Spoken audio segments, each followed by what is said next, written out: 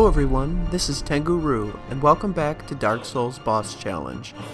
Last episode saw us facing off against Gwendolyn, the last boss left in Anor Londo.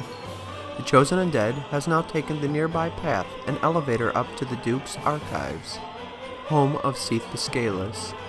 This albino dragon betrayed his own kind by aiding the Lord of Sunlight, Gwyn, in the war against the everlasting dragons. By doing so, he was able to acquire a sacred treasure from them, the primordial crystal, granting him immortality and making him a true undead. Seath's service to Gwyn granted him dukedom and the freedom to pursue his research and experiments. Seath was also given a fragment of Lord Gwyn's soul, and this is why we have now journeyed into his domain.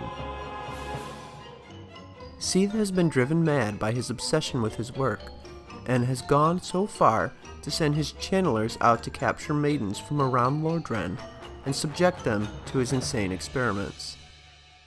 In addition to capturing maidens, these channelers serve as Seath's eyes, as he is actually blind. When we first encounter Seath, we are unable to defeat him and are imprisoned in his dungeons with his other failed experiments. It isn't until we escape and learn of the primordial crystal Seath has hidden in the crystal caves that we stand a chance at truly defeating him. The first step in defeating Seath is to destroy this primordial crystal.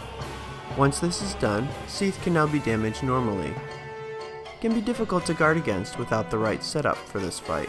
Having good defense against Cursed is also important, since it's very easy to get caught in his crystal attack and be unable to escape before the curse meter fills up. This fight usually isn't too difficult, unless you are trying to cut off his tail for the Moonlight Greatsword.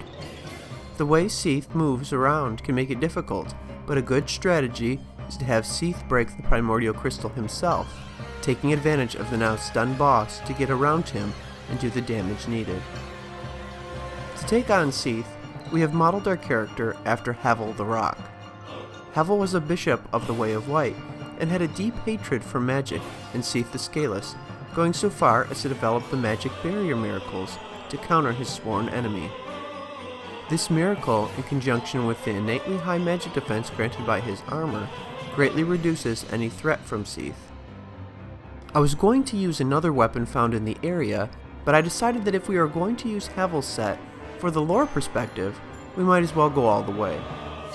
His weapon, Dragon Tooth, was created from the tooth of an everlasting dragon.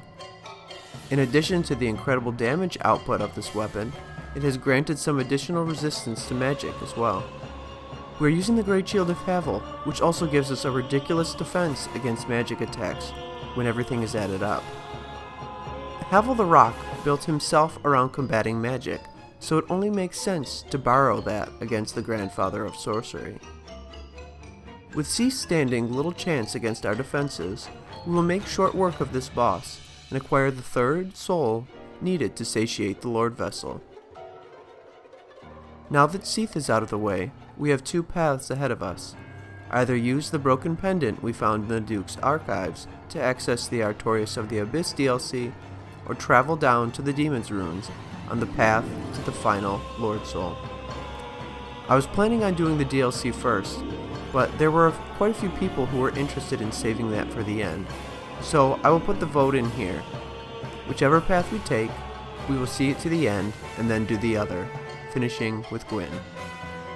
In addition to your vote, let me know what gear you would like to see used. I've already had a lot of suggestions for the Ceaseless Discharge, so I will make sure to go back and look at those ones already given. Thanks so much for watching, and I hope to see you in the next episode.